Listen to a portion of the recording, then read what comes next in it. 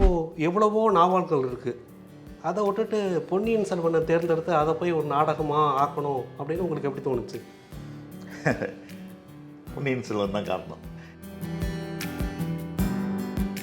ஏன்னா பொன்னியின் செல்வன் வந்து நாவலாக வந்து 50ல் ஆரம்பித்து 54ல் வந்து தொடராக வந்து முடியுது கல்கியில். அப்போ முடிந்த வருடத்தை அந்த 54ங்கிறத கணக்கிட்டால் இப்போ நம்ம 2024 இருக்கோம். இது வந்து பொன்னியின் செல்வனுடைய 70வது ஆண்டு. அந்த நாவலை திரைப்படமாக்கணுங்கிற முயற்சி 58ல் தொடங்கிடுது. மக்கள் திலகம் தான் தொடங்குறாரு. அவருக்கு அந்த நாவல் மேலே ஒரு மிகப்பெரிய ஈடுபாடு உண்டு. அந்த ஈடுபாடு எது வரைக்கும் தொடர்ந்ததுன்னா, அவர் முதலமைச்சர் ஆனதுக்கு பிறகும் கூட இந்த நாடகத்தினோட முயற்சிகளை பற்றி குறிப்பிடும்போது, இந்த நாடகத்தை எழுதியவர் இளங்கோ குமரவேல், என்னுடைய உடன் பிறந்த தம்பி, நாடக எழுத்தாளர், இப்போ திரைப்பட நடிகர். ஆனால் அன்றைக்கு 99ல் இந்த நாடகத்தை அவங்க போட்டு முடிக்கிறதுக்கே ஒரு நாளைக்கு 1 லட்சம் ரூபாய் செலவாச்சு. அது அப்படியே ஒரே வாரத்தில் நான் முடிக்கணும்னா, உச்ச நட்சத்திரம் ரஜினிகாந்த் தொடங்கி சிவகுமார் ஐயாவிலிருந்து சிவகார்த்திகேயன் வரை இந்த நாடகத்தை வந்து பார்த்தோம். இயல்பாக இப்படி இருக்க வேண்டும் என்று ஆசைப்பட்ட என்னோடய ஆசையும் நிறைவேற்றி வைத்தது மகாபெரிவா தான். ஏன்னா நான் வந்து பெரியவரோட வாழ்க்கையை வந்து 100 வயசு வரைக்கும் எடுத்துகிட்டு போகிறேன். அதை 4 பருவங்களாக பிரித்தேன். 13லேருந்து 25, 25லேருந்து 55, 55லேருந்து 75, 75லேருந்து 100. அந்த தெய்வத்தின் குரலினுடைய அந்த சாரத்தை எடுத்துக்கிட்டு அந்த சாரத்திற்கான கேள்விகளையும் காட்சிகளையும் நான் வடிவமைத்தேன். இந்து தமிழ் திசை நேயர்கள் அனைவருக்கும் வணக்கம். ஆல் இண்டியா ரேடியோவில் 17 ஆண்டு கால பணி, நாடக நடிகர், நாடக இயக்குனர், நாடக கதாசிரியர், திரைப்பட நடிகர், சென்னை SS இன்டர்நேஷ்னல் நிறுவனத்தின் நிர்வாக இயக்குனர் என்று பல பரிமாணங்களை கொண்ட திரு இளங்கோ குமணன் அவர்களை தான் நாம் இப்போது சந்திக்க உள்ளோம். இவரது தாத்தா மா ராசமாணிக்கனார் மிகப்பெரிய தமிழறிஞர், தந்தை இளங்கோ தமிழாசிரியர், தாயார் புனிதவதி இளங்கோவன் ஆல் இண்டியா ரேடியோவின் முன்னாள் ஸ்டேஷன் டைரக்டர். தமிழ் சூழலில் கலை முகங்களோடு இவர் வளர்ந்துள்ளார். இவரது பொன்னியின் செல்வன், தெய்வத்துள் தெய்வம் நாடகங்கள் மிக பிரம்மாண்ட அளவில் தயாரிக்கப்பட்டு அது மக்கள் மத்தியில் அமோக வரவேற்பை பெற்றது குறிப்பிடத்தக்கது. இனி நாம் இவரை சந்தித்து இவரது அனுபவங்களை கேட்போம். வணக்கம் சார். வணக்கம் சுந்தராமன். சின்ன வயசுலேருந்தே உங்களுக்கு நாடகத்தில் ஆர்வம் எப்படி சார் வந்தது? இப்போ நீங்கள் சொன்ன மாதிரி என்னுடைய தாயார் புனிதவதி இளங்கோவன் வந்து சென்னை வானொலியில் பணியாற்றிட்டு இருந்தாங்க. அப்போ அங்கே வந்து விவித் பாரதியின் வர்த்தக ஒலிபரப்பு அப்படின்னு ஒரு சேனல் இருந்தது. அதில் அவங்க பணியாற்றும் பொழுது அங்கே இரவு நேரத்தில் வந்து 15 நிமிடங்களுக்கு நாடகங்கள் போடுவாங்க. அந்த நாடகங்கள் எழுதும்பொழுது அதில் யாராவது நாடக ஆசிரியர்கள் வந்து நாடகத்தில் ஒரு 10 வயது சிறுவன் அப்படின்னு ஒரு கதாபாத்திரம் எழுதிட்டாங்கன்னா, அந்த 10 வயசில் யார் யார் நடிகர்கள்னு கண்டுபிடிக்கிறது கொஞ்சம் கஷ்டம். அப்போ என்ன செய்வாங்க, அவங்களே வந்து உங்கள் வீட்டில் இருக்காங்களா, யாராவது இருக்காங்களா, தெரிஞ்சவங்க இருக்காங்களா, கூட்டிகிட்டு வாங்கன்ற போது அந்த மாதிரி ஒரு அவசரத்துக்காக, ஒரு அவசியத்துக்காக நான் வந்து ஒரு 10 வயதில் வந்து ஒரு வானொலி நாடக நடிகனாக நான் அறிமுகமானேன். அப்போ வந்து என் பெயரை போட்டே கீழே என்னுடைய தகப்பனார் பெயர் போட்டு நான் வாங்கின முதல் சம்பளம் 10 ரூபா செக் வந்து நான் வாங்கியிருக்கேன். அதுதான் நாடகத்துக்காக நான் வந்து வாங்கின முதல் சம்பளம். அப்போ அதுலேருந்து வந்து இந்த சிறு வயது நடிகராகவே நடிக்கிறதுக்கு வாய்ப்புகள் நிறைய வந்தது. அப்போ வந்து வானொலியில் வந்து பாப்பா மலர்னு இருந்துச்சு.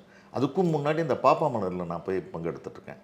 அப்போ வந்து வானொலி அண்ணா யாருன்னா நல்ல தம்பி, அவங்க தான் வானொலி அண்ணாவாக இருந்தாங்க. பின்னாடி தொலைக்காட்சியில் இயக்குனர் ஆனாங்க. அதுக்குள்ளே நான் உள்ளே போனேன். அப்போ சிறுவர் நடிகராக இருந்தேன். அப்புறம் இந்த சின்ன பையனாகவும் இல்லாமல் வாலிபனாகவும் இல்லாமல் ஒரு கட்டம் இருக்கும் இல்லையா, அதில் ஒன்றும் செய்யலை. வாலிபன் ஆனதுக்கப்புறம் இளைய பாரதத்துக்குள்ளே போயிட்டேன். அப்புறம் இளைய பாரத நிகழ்ச்சிகள், அதுக்கப்புறம் அறிவிப்பாளர் பணி, பகுதி நேர அறிவிப்பாளர் பணி, தொடர்ந்து நிரந்தர அறிவிப்பாளர் பணி. இதுதான் என்னுடைய வானொலி பயணம். இதில் உங்கள் அம்மாவோட அறிவுரை, ஆலோசனை எல்லாம் என்னவாக இருந்தது? அம்மா தான் வந்து நாடகத்துக்கு கூட்டிகிட்டு போனது மட்டும் இல்லாமல் நாடகம்னா என்ன, அதை எப்படி நடிக்கணும் அப்படின்லாம் சொல்லி கொடுத்தது அம்மா தான். அதை தாண்டி வந்து அந்த வயதிலேயே உள்ளே போனதுனால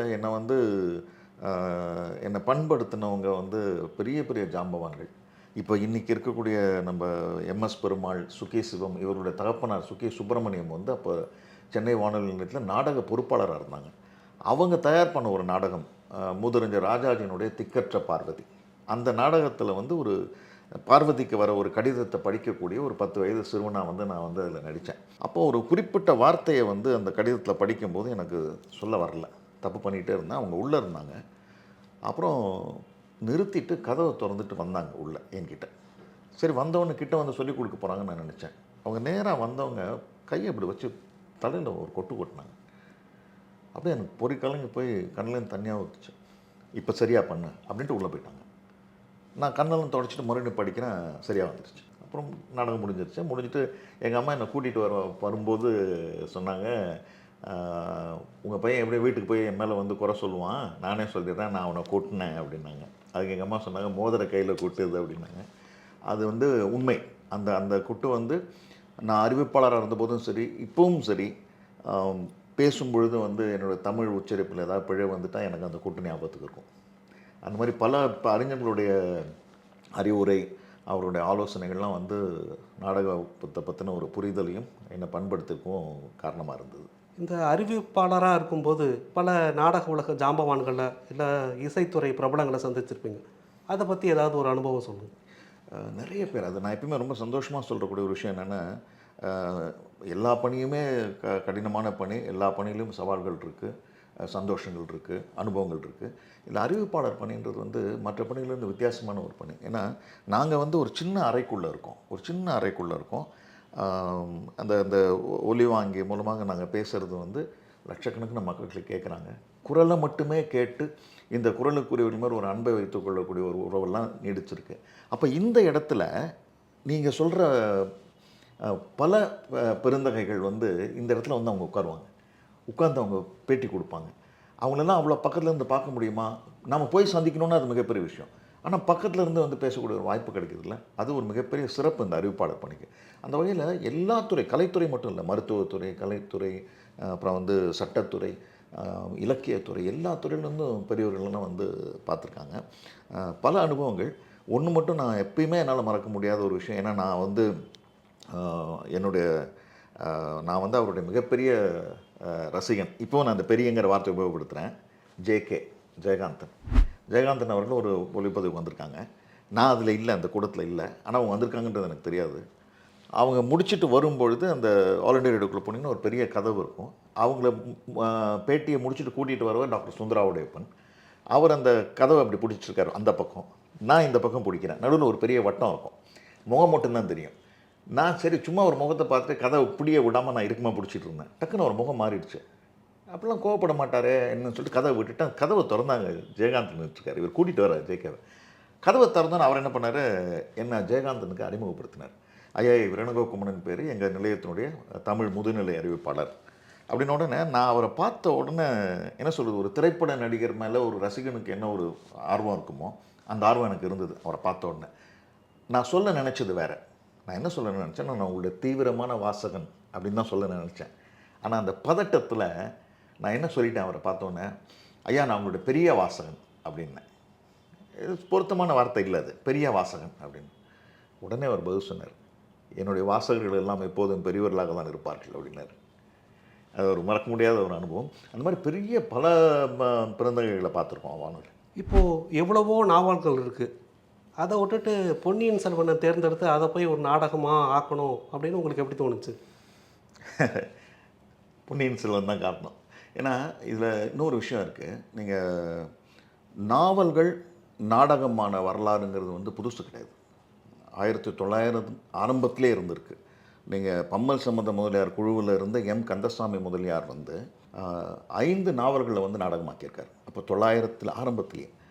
அதற்கு பிறகும் பல நாவல்கள் நாடகமாகிருக்கு. கல்கியினுடைய நாவல்களே நாடகமாகிருக்கு. கல்கி ஃபைன் ஆர்ட்ஸ் அப்படிங்கிற பேரில் கூத்தபுரான் வந்து கல்கியினோட நாவல்கள் வந்து நாடகமாக்கியிருக்காரு. 2 நாடகங்களை வந்து அவர் நாடகமாக்குறாரு. ஒன்று வந்து அமரதாரா, இன்னொன்று வந்து வீணை பவானி. இந்த 2 நாடகத்தையும் கூத்தபுரான் அவர்கள் கல்கி ஃபைன் ஆர்ட்ஸ் அப்படிங்கிற பேரில் ஒரு குழு ஆரம்பித்து நாடகமாக்கியிருக்காரு. அதற்கும் முன்பாக எஸ்பி சகசரநாமம் சேவா ஸ்டேஜ், அவர் கல்கியினுடைய மோகினி தீவு அப்படிங்கிற ஒரு நாவல் நாடகமாக்கியிருக்கார். அது மாதிரி நாவல்கள் நாடகமாகிறது புதுசு இல்லை, நிறைய ஆயிருக்கு. நிறைய நாடகங்கள் ஆயிருக்கு. வந்து தேவனுடைய துப்பறியும் சாம்பு ஆயிருக்கு, ஏகே பட்டுசாமியினுடைய கடவுள் எங்கே ஆயிருக்கு, தேன்மொழியாள்னு பகீரதனுடைய நாவல் ஆயிருக்கு, சாவியனுடைய வாஷிங்டனில் திருமணம் நாவலாக வந்து தான் நாடகமாக்கியிருக்கு. இதெல்லாம் வரலாறு. ஆனால் பொன்னியின் செல்வன் நாடகமானது எப்படின்னா ரொம்ப பின்னாடி ஆச்சு, ரொம்ப பின்னாடி. இதே மாதிரி நீங்கள் பாருங்கள், திரைப்படங்கள் வந்து நாவல்கள் திரைப்படமான வரலாறுன்னு ஒன்று இருக்குது, நிறைய இருக்குது. நீங்கள் 20ஆம் நூற்றாண்டில் முற்பகுதியிலும் சரி பின்னாடியும் சரி அப்போ ஆரம்பித்து தொடர்ந்து அகிலனுடைய நாவல் தான் குலமகள் ராதையாச்சு, அதில் நம்ம நாவல் படமாச்சு. இந்த மாதிரி நாவல்கள் திரைப்படமானதுன்றது அப்போத்துலேருந்தே தொடங்கி இப்போ வரைக்கும் 21ஆம் நூற்றாண்டு வரைக்கும் வெற்றிமாறன் வந்து வெக்கையை வந்து நாவல் படமாக்கினார், விசாரணை வந்து படமாக வந்தது. அப்புறம் வந்து அசுரன் வந்து நாவல் தான், நாவலை வந்து திரைப்படமாக்குனாங்க. ஸோ இது வந்து நமக்கு வந்து புதுசு இல்லை. இந்த நாவல்கள் திரைப்படமாகிறதும் நாவல்கள் நாடகங்களாகிறதும் வரலாறு இருக்குது. ஆனால் இந்த ரெண்டு விஷயமுமே பொன்னியின் செல்வனை பொறுத்த வரைக்கும் ஒரு மிக கடினமான சூழலுக்கு பிறகு தான் ஆச்சு. ஏன்னா பொன்னியின் செல்வன் வந்து நாவலாக வந்து 50ல் ஆரம்பித்து 54ல் வந்து தொடராக வந்து முடியுது. கல்கியில் ஏறத்தாழ 3 வருடங்கள், மே 54ல் முடியுது. அப்போ முடிந்த வருடத்தை அந்த 54ங்கிறத கணக்கிட்டால் இப்போ நம்ம 2024ல் இருக்கோம். இது வந்து பொன்னியின் செல்வனுடைய 70வது ஆண்டு. இப்படி ஒரு நாவல் தொடர்ந்து கொண்டாடப்படுதா அப்படின்னா இல்லைன்னு தான் சொல்லணும். ஒன்று. இன்னொன்று, 54ல் முடிகிற பொன்னியின் செல்வனை வந்து அந்த நாவலை திரைப்படமாக்கணுங்கிற முயற்சி 58ல் தொடங்கிடுது. 58ல் தொடங்கின உடனே மக்கள் திலகம் தான் தொடங்குறாரு. அவருக்கு அந்த நாவல் மேலே ஒரு மிகப்பெரிய ஈடுபாடு உண்டு. அந்த ஈடுபாடு எது வரைக்கும் தொடர்ந்ததுன்னா, அவர் முதலமைச்சர் ஆனதுக்கு பிறகும் கூட அந்த நாவலை வந்து படமாக்கணுன்ற ஆலோசனை அவருக்கு இருந்தது. 58ல் அவர் தொடங்குறாரு. பத்திரிக்கையில் முழுப்பக்க விளம்பரம் கொடுக்குறாரு. எம்ஜிஆர் பிக்சர்ஸ், பொன்னியின் செல்வன், டைரக்ஷன் எம்ஜிஆர்னே கொடுக்குறாரு, முழுப்பக்க விளம்பரம். அப்போது கல்கியாரோடைய மகன் ராஜேந்திரன் கிட்ட வந்து அதுக்கான உரிமையை வாங்கி அவர் வந்து வச்சுருக்காரு. தொடர்ந்து ஒரு 5 ஆண்டுகள் அந்த உரிமையை வந்து அவர் வைக்கிறார். ஆனால் பிறகு அந்த தொடர் சூழல்னால அவரால் அதை ஆரம்பிக்கவே முடியல. அந்த அந்த அந்த முயற்சிங்கிறது அந்த பத்திரிகை விளம்பரத்தோடு நின்று போகுது. ஆரம்பிக்கவே முடியல. வேறு வழியில் பின்னாடி எல்லாம் முயற்சி பண்ணிகிட்ருக்காங்க. ஆனால் அது ஆரம்பமாகலை. அதற்கு பிறகு முயற்சிகள் பார்த்திங்கன்னா, நமக்கு தெரிந்து செய்த முயற்சிகள் வந்து கமலஹாசன் ஐயா வந்து ராஜலக்ஷ்மி ப்ரொடக்ஷன்ஸ் அப்படின்னு போட்டு பொன்னியின் செல்வனுக்காக ஒரு பூஜையே நடத்தின ஒரு சின்ன வீடியோ வந்து நான் பார்த்தேன். அந்த பூஜை தொடர்பான ஒரு நண்பர் என்கிட்ட அதை காமிச்சார். அந்த வீடியோவை பார்த்தேன். அது தொடரல. மணிரத்னம் சாரே வந்து ரொம்ப வருஷமாகவே முயற்சி பண்ணிகிட்ருக்காரு. ரொம்ப வருஷமாக முயற்சி. 22ன்றது வந்து ஒரு முயற்சியில் தொடங்கி வந்ததில்லை. அதுக்கு முன்னாடியே அந்த முயற்சி நடந்துகிட்டு இருந்தது. அதற்கு பிறகு தான் வந்தது. நீங்கள் அந்த கணக்கு வச்சு பார்த்தீங்கன்னா, 58ல் எம்ஜிஆர் அவர்கள் முதல் பத்திரிகை விளம்பரம் கொடுக்குறாரு. அந்த கணக்கு வச்சு பார்த்தீங்கன்னா 64 வருஷம் கழிச்சு 2022ல் வந்து பொன்னியின் செல்வன் பார்ட் 1 வருது. ஒரு படம் முயற்சிங்கிறது 64 வருஷம் கழிச்சு வந்து படமாக இருக்குது. இது பொன்னியின் செல்வன் நாவலுக்காக மட்டும்தான் இருக்குன்னு நினைக்கிறேன். அடுத்து பகுதி 2 வந்துருச்சு, பார்ட் 2. அது ஒரு மிகச்சிறப்பான பணி. அது திரைப்படமானது மிக சிறப்பான பணி. 64 வருஷம் கழிச்சு சினிமா கனவுங்கிறது நினைவாய் படமாயிடுச்சு. ஆனால் இந்த 64 வருஷம் கழிச்சு ஆன இந்த படத்துக்கு முன்னாடி 2022லேருந்து ஒரு 23 வருஷத்துக்கு முன்னாடியே 1999ல் பொன்னியின் செல்வன் நாடகமாயிடுச்சு. இது திரைப்படத்திற்குரிய வெளிச்சம் காரணமாக அது மிக பிரபலமாச்சு. அது வந்து அவ்வளோ பிரபலம் ஆகலை, அந்த நாடகமாக்கப்பட்ட முயற்சி. ஆனால் அந்த நாடகமாக்கப்பட்ட முயற்சி ஒரு மிகப்பெரிய முயற்சி. 1999ல் மேஜிக் லேண்டன் அப்படின்ற குழுவினர் வந்து பொன்னியின் செல்வனை நாடகமாக்குறாங்க. அப்போ 99ல் வந்து நீங்கள் சென்னையில் வந்து பல குழுக்கள் இயங்கிட்டு இருக்கு, சபா நாடகங்கள்லாம் நடந்துக்கிட்டு இருக்கு, பல பெரிய ஜாம்பவங்களாம் நாடகங்கள் போட்டுட்ருக்காங்க, பெரிய பெரிய ட்ரூப்ஸ் எல்லாம் இருந்துகிட்ருக்கு. அப்போ இவங்க மேஜிக் லேண்டன் வந்து பொன்னியின் செல்வனை நாடகமாக்குறாங்க. அதை இவங்க எங்கே செய்கிறாங்கன்னா, நந்தனம் YMCA திறந்த வெளி அரங்கில் செய்கிறாங்க. ஒரு 4 நாள் செய்கிறாங்க. இதை பற்றி குறிப்பிடும்போது, இந்த நாடகத்தோட முயற்சிகளை பற்றி குறிப்பிடும்போது, இந்த நாடகத்தை எழுதியவர் இளங்கோ குமரவேல், என்னுடைய உடன் பிறந்த தம்பி, நாடக எழுத்தாளர், இப்போ திரைப்பட நடிகர். அவர் தான் இதை எழுதுகிறாரு.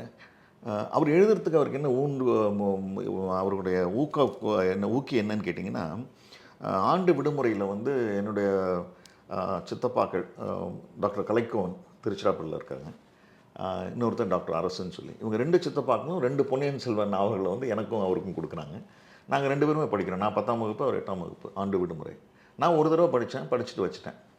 அவர் படித்தார். 8வது படிக்கும்போது 8வது ஆண்டு விடுமுறையில் படிக்க ஆரம்பித்தார். படித்து கொண்டே இருந்தார். இன்னமும் படிச்சுட்ருக்கார். அப்போ அவர் மனசுக்குள்ளே அது ஒரு ஆழமான ஒரு நாவலாக பதிஞ்சிடுது. அவர் என்ன செய்கிறாரு, தன்னுடைய படிப்பாகவே வந்து நாடகத்தை மாற்றுறாரு. புதுச்சேரி பல்கலைக்கழகத்தில் வந்து நாடகத்தை ஒரு துறையாக தொடங்குகின்றார்கள். அதுதான் முதல் வருஷம். ஐயா இந்திரா பார்சாதி தான் அதுக்கு தலைமை. அப்போ அதில் போய் இவர் சேர்ந்து நாடகத்தில் MA படிக்கிறார். படிச்சுட்டு கூத்துப்பட்டறையில் வந்து தன்னுடைய நாடகத்தை வந்து அவர் அந்த பயிற்சிகளை வந்து தொடர்றார். அப்போத்துலேருந்தே ஒரு மாஸ்டர் அது இருந்துகிட்ருக்கு. மேஜிக் லேண்டன் வந்து அவங்க நாடகங்கள் என்ன போடுறாங்கன்னா, அவங்க வந்து ஆங்கில நாடகங்கள் எல்லாம் மொழிபெயர்த்து அவங்க போட்டுட்ருக்காங்க.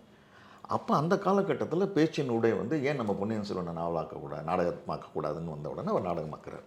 அவருடைய அந்த நாடகமாக்கத்தினுடைய ஒரே ஒரு சிறப்பு என்னென்னா, அவர் வந்து எதையும் அவர் சேர்க்கவில்லை. அவருடைய எழுத்து ஒரு எழுத்து கூட அதில் கிடையாது இந்த நாடகமாக்கத்தில். அந்த ஆடிப்பெருக்கில் ஆரம்பித்து பட்டாபிஷேகம் வரைக்கும் கல்கி என்ன எழுதியிருக்காரோ அதுதான் நாடகம். ஆனால் நாடகத்தினுடைய நேரம் கருதி அவர் எதெல்லாம் எடுக்கணுமோ அதெல்லாம் எடுத்தார். அப்படி எடுக்கும்பொழுது அந்த நாடகத்தினோட ஓட்டம் வந்து தடைப்படக்கூடாதுன்றதுல தான் ஒரு நாடக ஆசிரியராக வந்து அவர் சிறந்து விளங்கினார். அப்போ இந்த நாடகம் நடந்தது. இந்த நாடகத்தை நாடகமாக்கம் செய்யும் பொழுது பிரவீன் கண்ணனூர்னு ஒரு இயக்குனர் இருந்தார். அவர் வந்து ஃப்ரான்ஸில் படித்தவர், இயக்கம் படித்தவர், நிறைய ஆங்கில நாடகம் இயக்கியிருக்காரு. அவர் தான் அந்த பொறுப்பு எடுத்துக்கிட்டார். இப்போ இதில் நந்தனம் OMCயோட திறந்தவெளி அரங்கத்தில் வந்து ஒரு 130 அடி அகலத்தில் வந்து அந்த இது இருந்துச்சு. ஒரு 35 அடி உயரத்தில் 2 அடுக்கு அரங்கம் ஒன்று அமைத்து அந்த நாடகத்தை அவங்க செஞ்சாங்க. ஒரு 120 கலைஞர்களுக்கு மேலே அது இருந்திருப்பாங்க. குமரவேல் என்ன பதிவு பண்ணுறாருன்னா, இந்த நாடகம் நாங்கள் செய்யும்பொழுது நான் கூத்துப்பற்றி முத்துசாமி கிட்ட போய் இந்த நாடகத்தை பற்றி சொன்னேன். எனக்கு கலைஞர்கள் வேணும்னு கேட்டபோது அவர் வந்து தன்னுடைய கூத்துப்பற்றிலேருந்து ஒரு 15 கலைஞர்களை இந்த நாடகத்துக்காக எனக்கு அனுப்பி வச்சார் அப்படின்னு ஒரு செய்தியை பதிவு பண்ணுறார். அப்போ நாசர் வந்து தன்னுடைய அவதாரம் படத்தில் வந்து உபயோகப்படுத்தின அத்தனை காஸ்டியூம்ஸு, அந்த பொருட்கள் அதெல்லாம் இது கொடுத்து உதவுறார். ராஜீவ் மேனன் வந்து ஜென்ரேட்டர் கொடுத்து உதவுறார். அப்போது இந்த மாதிரி ஒரு படைப்பு வரப்போகுது அப்படின்னு தெரிஞ்சவொடனே தோட்டாதரணி இளைஞர்கள் செய்கிறாங்க அப்படிங்கிறதுக்கு அவர் முன்னாடி வந்து நின்று அவர் தான் மிகப்பெரிய அரங்கம் அமைச்சு கொடுக்குறார். ஒப்பனை வந்து பானு, உடைகள் வந்து நளினி ஸ்ரீராம், இசை கருணபிரசாத்னு அன்றைக்கு எல்லாம் பெரிய திரைப்படத்துறையில் பெரிய இடத்துல இருந்த தொழில்நுட்ப கலைஞர்கள் அத்தனை பேர் இதில் ஒன்று சேர்றாங்க. ஸோ இவ்வளோ பெரிய கூட்டு முயற்சி தான் அந்த நாடகமாகுது. இந்த 4 நாள் நாடகத்தில் 3 நாள் வந்து நாசர் வந்து ஆதித்ய கரிகாலன் நடிக்கிறார். அப்போது திரையில் மிக பிரபலமான நடிகர். ஒரு நாள் வந்து பசுபதி நடிக்கிறார். அப்போ அவர் வரல, திரைக்கு வரல அவர். இதில் 4வது நாள் வந்து கமல்ஹாசன் சாரும் ரஜினிகாந்த் சாரும் வந்து இந்த நாடகத்தை பார்க்குறாங்க. பார்த்து முடிச்சதுக்கப்புறம் கமல்ஹாசன் இரவு 10 மணிக்கு வந்து இருந்து 10லேருந்து 10:30 வரைக்கும் இருந்து அத்தனை கலைஞர்களையும் சந்தித்து அந்த நாடகத்தினுடைய நிறை குறைகள்லாம் எடுத்து சொல்லி ஆலோசனைகள்லாம் சொல்லிட்டு போகிறார். இந்த 4 நாள் முடியுது. இந்த குழுவினுடைய அடுத்த கட்ட நடவடிக்கை அவங்க எதை வச்சுருந்தாங்கன்னு கேட்டிங்கன்னா, இந்த அத்தனை செட்டையும் எடுத்துக்கிட்டு அப்படியே ஒரு லாரியில் வச்சுக்கிட்டு ஊராக போய் நாடகம் போடுறது அப்படின்னு ஒரு முடிவு பண்ணுறாங்க. ஆனால் அன்றைக்கு 99 இந்த நாடகத்தை அவங்க போட்டு முடிக்கிறதுக்கே ஒரு நாளைக்கு 1 லட்சம் ரூபாய் செலவாச்சு. அதுக்கப்புறம் இந்த நாடகத்தை எடுத்துகிட்டு போகிறதுக்கு அவங்களுக்கு பொருளாதாரம் இடம் கொடுக்கல. அன்றைக்கு நாடகம் போட்டுட்டு இருந்த வேறு யாரும் சென்னையில் இருந்த குழுக்கள் வேறு யாரும் இந்த நாடகத்தை வந்து எடுத்து சென்னை அரங்குகளை நடத்துறதுக்கு முன் வரல. இந்த 2 காரணங்களால 99 4 நாட்கள் நடந்ததோட பொன்னியின் செல்வன் நாடகம்ன்றது நின்று போனது. இப்போ நாங்கள் வந்து SS இன்டர்நேஷ்னல் லைவ்னு ஒரு அமைப்பு ஒன்று ஆரம்பித்து நாங்கள் நிகழ்ச்சிகள் செய்கிறோம். நாங்கள் இசை நிகழ்ச்சிகள் நடத்திட்டுருக்கோம். அப்போது எங்களுக்குள்ளே ஒரு கேள்வி, இசை நிகழ்ச்சிகளே நடத்துகிறோமே, அதுதான் டிசம்பரில் நடக்குது, எல்லோரும் நடத்துகிற நிகழ்ச்சியை நாம் நடத்துகிறோம். இப்போ நம்ம வேறு ஏதாவது செய்யணுமே, நம்ம நேயர்களுக்கு என்ன கொடுக்க போகிறோம், ரசிகர்களுக்கு என்ன செய்ய போகிறோம், வேறு ஏதாவது செய்வோன்னு சரி ஏன் பொன்னியின் செல்வன் செய்யக்கூடாது, மறுபடியும் ஏன் பொன்னியின் செல்வன் செய்யக்கூடாது அப்படின்னு குமரகிட்ட பேசுகிறோம், பிரவீன்கிட்ட பேசுகிறோம். அவங்க என்ன சொல்கிறாங்க, நாங்கள் 15 வருஷத்துக்கு முன்னாடி பண்ணவங்க, அப்போ பண்ணவங்களில் இன்னமும் ஒன்றாக இருக்கிறவர்கள் பார்த்திங்கன்னா ஒரு 5-6 பேர் தான் இருப்போம். மற்றவங்களாம் புதுசாக கொண்டு வரணும். இப்போ உங்களுக்கு வந்து 2014 வந்து 13 வந்து அந்த மாதிரி தமிழ் பேசுகிறவங்களாம் கிடைப்பாங்களான்னு தெரியல, எங்களுக்கு கொஞ்சம் டைம் கொடுங்க, யோசிச்சு சொல்கிறோன்னு சொல்லிட்டு அப்புறம் ஒரு 2 மாதத்தில் சரின்னு சொல்கிறாங்க. அதுக்கு பிறகு அவங்க வந்து அந்த பழைய கலைஞர்களோடு சேர்ந்து புது கலைஞர்களை வந்து அவங்க கண்டுபிடிக்கிறாங்க. பத்திரிகை விளம்பரம் கொடுத்து புதிதாக கலைஞர்கள் வருகின்றார்கள், வந்து அவங்க தயாராகிறாங்க. ஒரு 6 மாத ஒத்திகைக்கு பிறகு அவங்க தயாராகிறாங்க. இப்போ 2014 நம்ம வந்து பொன்னியின் செல்வனை நாடகமாக்குறோம் மியூசிக் அகாடமியில். மிகப்பெரிய முயற்சி, மிகப்பெரிய திட்டமிடல். அதனால் வந்து வெற்றியை பொறுத்த வரைக்கும், நாடக வெற்றியை பொறுத்த வரைக்கும் நாங்கள் எல்லாருமே வந்து தயாரிப்பாளர்களும் சரி, நாடக குழுவாகவும் சரி 100 விழுக்காடு வந்து நாங்கள் வந்து அதில் உறுதியாக இருந்தோம். நாடக வெற்றிங்கிறத நாங்கள் என்ன எதிர்பார்த்தோமோ அதை விட பல மடங்கு வெற்றி அந்த நாடகத்துக்கு கிடச்சிது. எங்களுக்கு ஒரே ஒரு சந்தேகம் மட்டும் இருந்தது, என்னென்னா 54 வருது, அது 50லேருந்து 54 வரைக்கும் வந்த தொடர். அன்றைக்கு அந்த கல்கி வாரதற்காக காத்திருந்து சண்டை போட்டு வீட்டில் வந்து படித்தவர்கள் இருக்காங்க, அப்புறம் அந்த பயன் பண்ணி வச்சுட்டு படித்தவங்க இருக்காங்க. அவங்க எல்லாருக்குமே இன்றைக்கி வந்து ஒரு 60 வயசு இருக்கும். அப்போ இந்த நாடகத்தை பார்க்க வரவங்களாம் வந்து 60 வயதுக்கு மேலே இருக்கவங்க தான். இவங்க வந்து அரங்கை நிறைச்சிடுவாங்களா அப்படின்னு எங்களுக்கு சந்தேகம் இருந்தது. ஆனால் நாங்கள் அது நாடகத்தை பற்றி அறிவிப்பை போட்டு வெளியில் கொடுத்த உடனேயே எல்லா காட்சிகளுமே வந்து அரங்கு நிறைந்த காட்சிகள் ஆகிடுச்சு. அந்த வந்தவங்க பார்வையாளர்கள் வந்தபோது தான் எங்களுக்கு ஒரு பெரிய ஆச்சரியம் காத்துட்டு இருந்தது. என்னென்னா, மிகச்சரியாக 50 விழுக்காடு பெரியவர்களும் 50 விழுக்காடு இளைஞர்களும் இருந்தாங்க. இந்த இளைஞர்களே பெரியவர்களை கூட்டிகிட்டு வந்தாங்க. அது என்னன்னா பொன்னியின் செல்வனோட ஆங்கில மொழிபெயர்ப்பை வந்து இந்த இளைஞர்கள் படிச்சிருக்காங்க. படிச்சுட்டு இது நாடகமாக வருது பார்க்கணுன்ற ஒரு முடிவோடு வந்து இவங்க உள்ளே வந்து பார்த்தாங்க. அது மிகப்பெரிய வெற்றி. அதுதான் நாங்கள் 2015லும் வந்து இதை நாங்கள் செய்தோம். இப்போ பொதுவாக நாடகத்தில் 4 பேர் 5 பேர் நடிப்பாங்க. இத்தனை பேர் 100 பேர் 120 பேர்லாம் வச்சு நடித்தாங்கன்னா எப்படி அத்தனை பேரையும் சமாளிச்சிங்க? ஆமாம், கிட்டத்தட்ட ஒரு தொழில்நுட்ப கலைஞர்லாம் சேர்த்து ஒரு 120 பேர் மேலே இருந்திருப்பாங்க. ஆனால் நாடகத்துக்கு இது புதிது இல்லை. ஏன்னா நீங்கள் அந்த இப்போ அங்கேருந்து நீங்கள் இப்போ வந்தீங்கன்னா 19ஆம் நூற்றாண்டு பிற்பகுதி பம்மல் சம்பந்தமுடைய காலத்துலேருந்து தொடங்கி நம்ம நாடக வரலாறை பார்க்குறோம் அப்படின்னா, அந்த காலத்துலேயே 100 பேர் 150 பேர் 200 பேர் வச்செல்லாம் நாடகங்கள் நடத்தியிருக்காங்க. மிகப்பெரிய குழுக்கள்லாம் இருந்திருக்கு. அந்த காலத்தில் அப்படி தான் இருக்கும். குழுவே ஒரு குழுன்னு எடுத்திங்கன்னா ஒரு 50 பேர் தான் இருப்பாங்க. 10 பேர்லாம் கணக்கு இல்லை. நம்முடைய முன்னோர்கள் நாடகத்துறையை பொறுத்த வரைக்கும் நாம் இன்றைக்கி ஏதாவது புதுசாக சாதனை அப்படின்னு நம்ம நினைக்கிறோன்னா அதெல்லாம் அவங்க அன்றைக்கே பண்ணியிருக்காங்க அப்படின்னு ஒரு ஆழமான வரலாறு இருக்குது. அது உண்மையும் கூட. இந்த படைப்பை பொறுத்த வரைக்கும் அந்த அந்த குழு, இயக்குனர் பிரவீன், குமரவேல் எல்லாரையுமே சொல்லணும். அது ஒரு கட்டுப்பாடான குழு. அந்த குழுவில் இப்போ பல பிரிவுகள் இருந்திருக்காங்க. பேராசிரியர் மு. ராமசாமி தான் வந்து முதல் நாடகத்திலேருந்து கடைசியாக போட்ட நாடகம் வரைக்கும் 37வது காட்சி வரைக்கும் பெரிய பழுவேட்டரையராக அவர் மட்டும்தான் நடித்தார். மற்ற கதாபாத்திரங்கள்லாம் மாறிச்சு. ஆனால் இந்த கதாபாத்திரங்களில் அவர் எப்பயுமே அவர் நடிச்சிருந்தார். அந்த மாதிரி பெரிய டாக்டர் கே. குணசேகரன் வந்து பின்னணி பாடல்கள் வந்து பாடி கொடுத்துருக்காரு. அந்த மாதிரி பெரியவர்களுடைய நிறைய வந்து கான்ட்ரிபியூஷன்ஸ் வந்து அதில் இருந்திருக்கு. உள்ள அவங்களோட கொடைகள் இருந்திருக்கு. அவ்வளோ பேரை வச்சு சமாளிக்கிறது எப்படின்னு கேட்டால், அந்த இயக்குனருக்கு இருந்த அந்த ஒரு ஆர்வம், அந்த படைப்பு மேலே இருந்த ஒரு ஆர்வம் வந்து எல்லாருக்கும் இருந்தது. பொன்னியின் செல்வன் நாங்கள் நேரடியாக பார்த்த விஷயம் எல்லாருக்கும் இருந்தது. அதனால் அதை வந்து அவங்க மிகச்சரியாக வந்து அதை செய்தாங்க. எந்த குழப்பமும் இல்லை. அரங்கத்திலேருந்து அரங்கம் அமைக்கிறதுலேருந்து எந்த குழப்பமும் இல்லை. மிக தீர்மானமான ஒரு முடிவில் செய்யப்பட்டு அணுகப்பட்டு வெற்றி அடைந்த ஒரு நாடகம். பார்வையாளர்கள் மட்டும் இல்லை, தமிழ் திரைப்பட உலகத்தை சேர்ந்த அத்தனை பேரும் அதை வந்து கொண்டாடினார்கள். அது அப்படியே ஒரே வார்த்தையில் நான் முடிக்கணும்னா, உச்ச நட்சத்திரம் ரஜினிகாந்த் தொடங்கி சிவகுமார் ஐயாவிலிருந்து சிவகார்த்திகேயன் வரை இந்த நாடகத்தை வந்து பார்த்தாங்க. அதை பார்க்கணுங்கிறதுக்காக வந்து பார்த்தாங்க. அது ஒரு பெரிய சிறப்பு அந்த நாடகத்துக்கு. இதை ஒட்டி ஏதோ கண்காட்சிலாம் ஏற்பாடு பண்ணதாக சொன்னாங்களே? ஆமாம், அது நான் பண்ணேன். ஏன் பண்ணேன்னா, இப்போ வந்து நீங்கள் தொடக்கத்தில் சொன்ன மாதிரி டாக்டர் ராசமாணிக்கனார், மா ராசமாணிக்கனார் வந்து அவருடைய பேரன்கள் நாங்கள். அவங்க வந்து சோழர் கால வரலாறை வந்து நூலாக எழுதியிருக்காங்க. சோழர் கால ஆய்வு நூலாக எழுதியிருக்காங்க. கல்கி அவர்கள் தன்னுடைய பொன்னியின் செல்வன் நாவலை எழுதுவதற்காக பயன்படுத்தி கொண்ட நூல்களில் அதுவும் ஒன்று. அப்போ எனக்கு என்ன தோணுச்சுன்னா, நம்ம இந்த நாடகத்தை பண்ணுறோம், ஒரு தயாரிப்பாளராக நம்ம இருக்கோம்.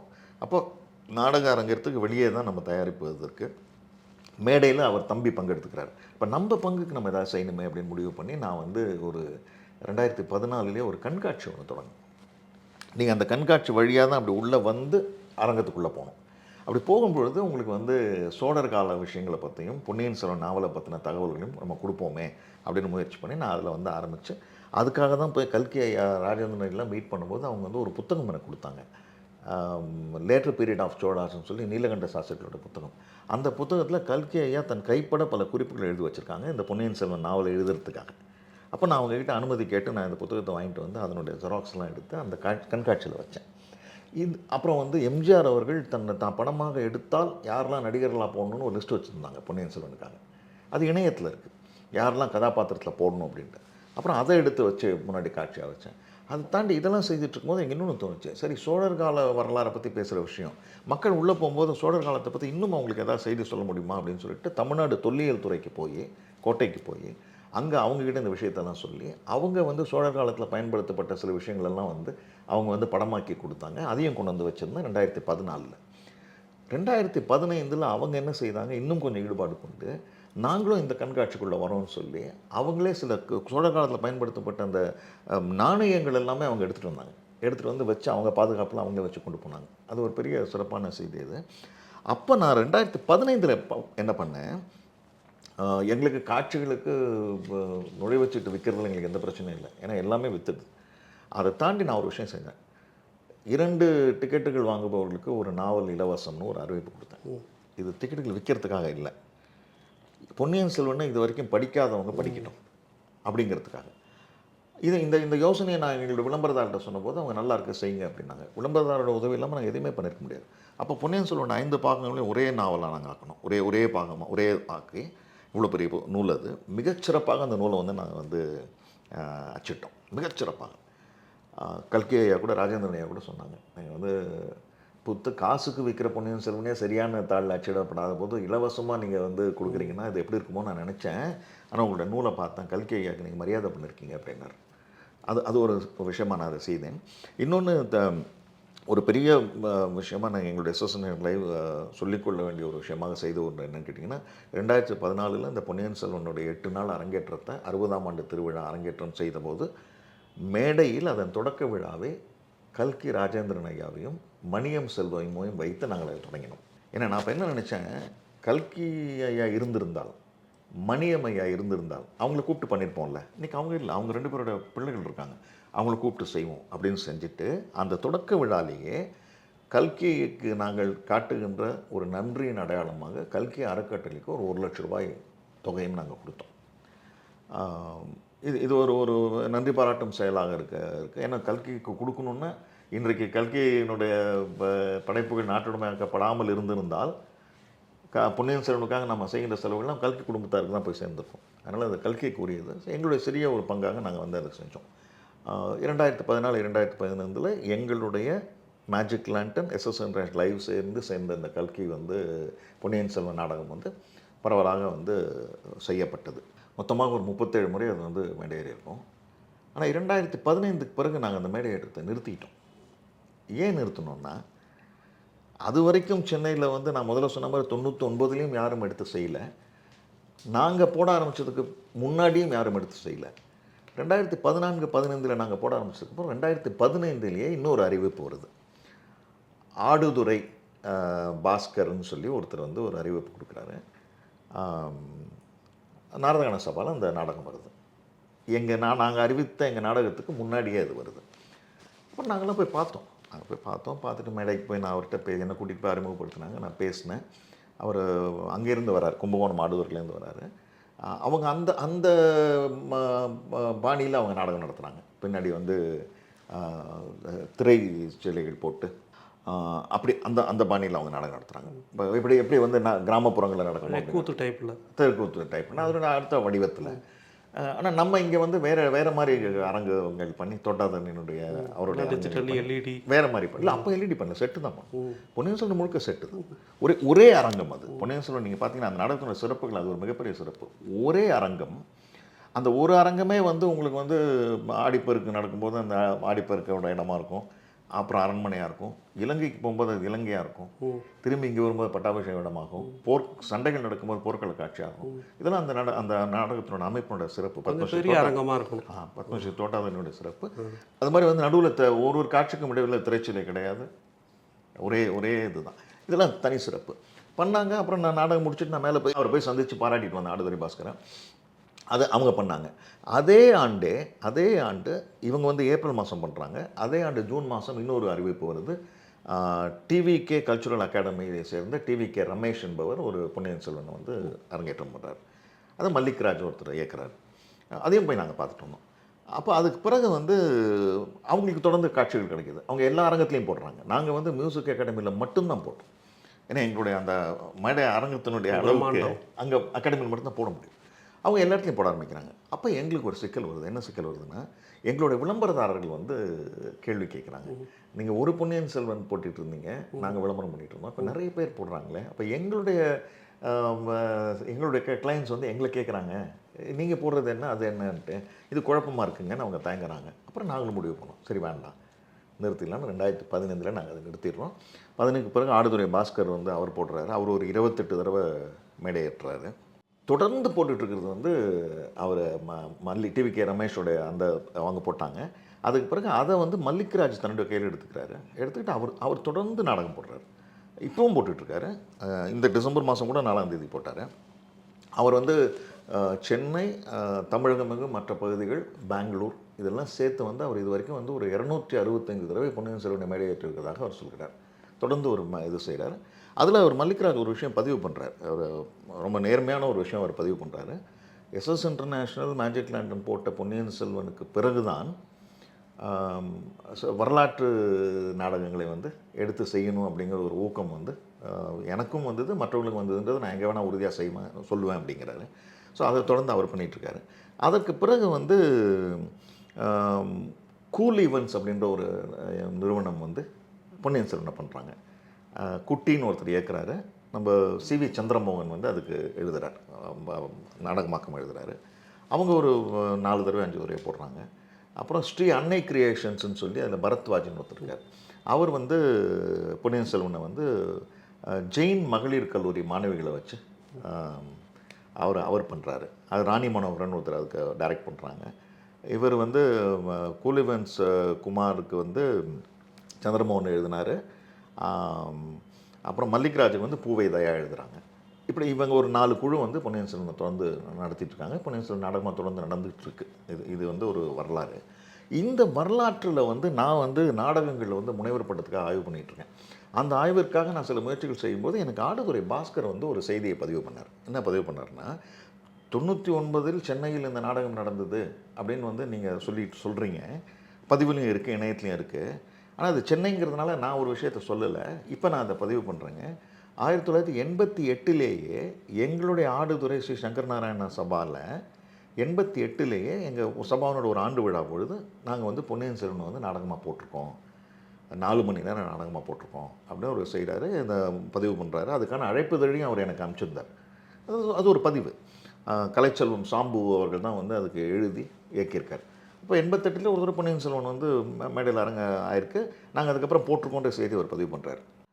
இது வந்து பொன்னியின் செல்வன் நாடகத்தை இந்த நாடகமாக நாடக வடிவத்தோடு யார் போட்டிருந்தாலும் அதை வந்து வரலாற்றில் வந்து பதிவு பண்ணணும். நமக்கு செய்தி தெரியும் பொழுது நம்ம உடனே அதை பதிவு பண்ணணும். இது வந்து எனக்கு அவர் அழைப்பதோடு அந்த செய்தியை அனுப்புகிறாரு. அதனால் நான் இப்போ இங்கே இதை உறுதியாக பதிவு பண்ணுறேன். வேறு யாராவது எங்கேயாவது பொன்னியின் செல்வனை நாடக வடிவத்தில் நடத்தியிருந்தாங்கன்னா அவரும் இதை பதிவு பண்ணலாம். ஏன்னா வரலாறு தானே, யார் வேணால் செய்யலாம். ஆனால் நிறைய இடங்களில் பொன்னியின் செல்வன் மேலே வந்து விருப்பம் உள்ள, அந்த நாவல் மேலே பற்று உள்ளவர்கள்லாம் வந்து சின்ன சின்ன குழுக்களாக நடத்தியிருக்காங்க. அது அவங்களுக்குள்ள. இப்போ நான் என்னுடைய சித்தப்பா டாக்டர் கலைக்கம் ஒன்று இருக்காங்க. அவங்க வந்து டாக்டர் ராசமாணிக்கனார் கல்வெட்டு ஆராய்ச்சி மன்றமே வச்சுருக்காங்க. கல்வெட்டு ஆராய்ச்சியாளர், அவங்க கண் மருத்துவர், கல்வெட்டு ஆராய்ச்சியாளர். அவங்க மருத்துவர்கள்லாம் சேர்ந்து வந்து ஒரு ஆண்டு விழாவில் பொன்னியின் செல்வன் நாடகம் போட்டாங்க. அதில் அவங்க தான் வந்தியத்தேவனை நடித்தாங்க. அப்படி நடக்கிறது வேறு. நான் சொல்கிறது பொன்னியின் செல்வன் நாடகன்றது நாடகத்திற்குரிய அந்த இலக்கணத்தோடு போடப்படுகின்ற நாடகங்கள். அதுதான் இப்போ நம்ம பேசினதெல்லாம். இந்த வரிசையில் யாராவது தமிழகத்தில் போட்டிருந்தால் அவர்கள் அதை குறிக்கலாம். அது வரலாற்றில் வந்து நம்ம பதிவு செய்யலாம். அடுத்தபடியாக இந்த தெய்வத்தையும் நாடகமாக்கியிருக்கீங்களே, அதோட முயற்சிகள்லாம் சொல்லுங்கள். அது என்னாச்சு, பொன்னியின் செல்வனை நிறுத்திடலாம் நம்ம முடிவு பண்ணோம் இல்லையா? நிறுத்தினதுக்கு பிறகு 2015 நம்ம நிறுத்துகிறோம். பொன்னியின் செல்வனில் இன்னொரு மிகப்பெரிய சிறப்பான குறிப்பு அதை நான் சொல்லிடுறேங்க. இது வந்து தமிழ் நாடக உலகிற்கும் பொன்னியின் செல்வனுக்கும் கிடைத்த ஒரு சிறப்புன்னு இதை நம்ம சொல்லலாம். 2017 சிங்கப்பூரில் ஏப்ரல் மாதத்தில் தமிழ் மொழி விழான்னு ஒன்று நடத்துகிறாங்க. 27, 28, 29 காலகட்டத்தில்.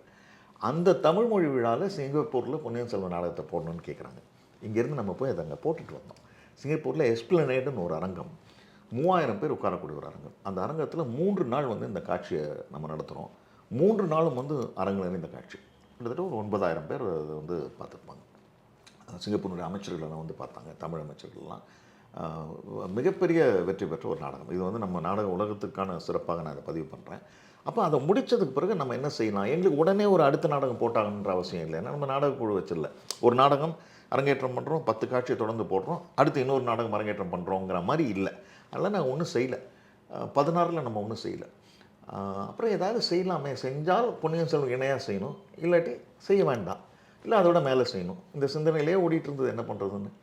அப்போது என்னுடைய நண்பனோட வீட்டில் வந்து அவங்களோட அம்மா வந்து என்கிட்ட சொன்னாங்க, நீ ஏதோ பேசி தேடிட்டு இருக்காம ஹீரோ வேணும்னு கேட்டேன். நான் தான் சொல்லிட்டு இருந்தேன், எனக்கு பொன்னியின் செல்வன் மாதிரி ஒரு ஹீரோ வேணும், அப்போ தான் நான் வந்து பண்ணுவேன் அப்படின்னு. காஞ்சிபுரத்தில் ஒருத்தர் இருக்கார், அவரை பற்றி பண்ணேன். அவ்வளோதான், ஒரு செய்தியாக சொன்னாங்க. நான் அதை வாங்கிக்கிட்டேன். பட் எனக்கு அப்புறம் அது இப்போ பெருசாக என்னை வந்து அது ஈர்க்கலை.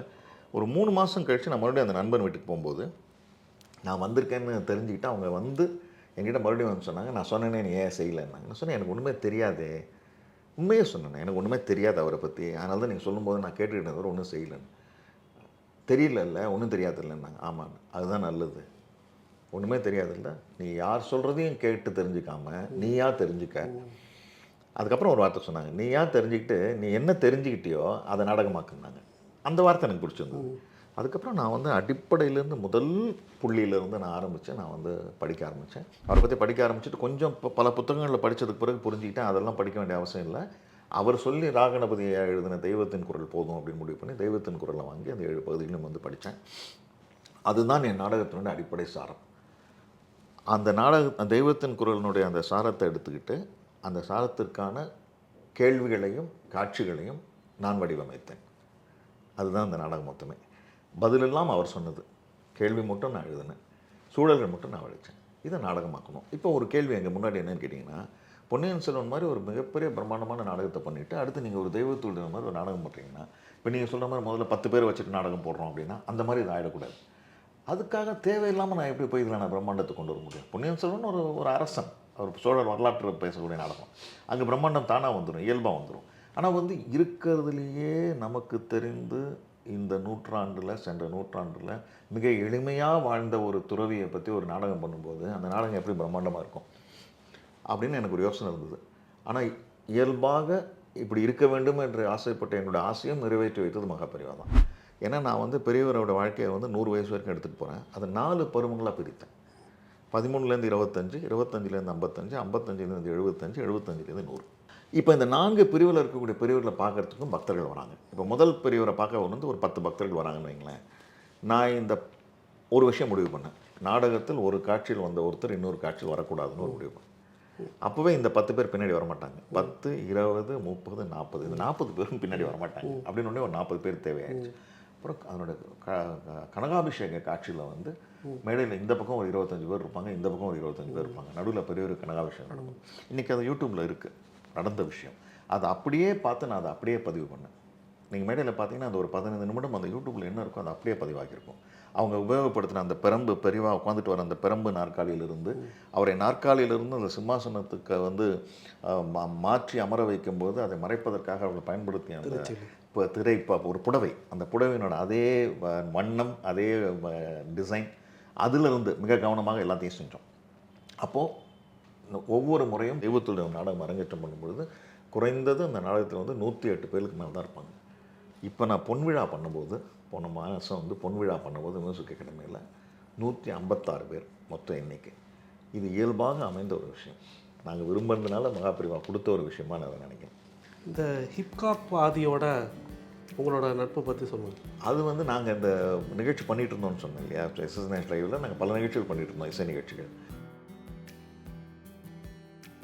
முதல்ல நடிகர் திலகம் பார்த்த நாடகம் வந்து வீரபாண்டிய கட்டபொம்மன். இந்த நாடகத்தை பார்க்க அவங்க அப்பா கூட்டிகிட்டு போகிறார். நாடகம் பார்க்குறாங்க. அப்போ என்ன பழக்கம்னு கேட்டிங்கன்னா, நாடகம் நடத்துகிறவங்க வந்து நாடகம் பார்க்க வராங்கல்ல, நாடகத்தில் நடிக்கிறதுக்கு ஒரு ஆள் ஒன்றுன்னு வைங்களேன். இந்த நாடகம் பார்க்க வந்து உட்காந்துருக்காங்கல்ல, இவங்களை யாராவது வாங்கன்னு கையை பிடிச்சி கூட்டு போயிருவாங்க. அந்த மாதிரி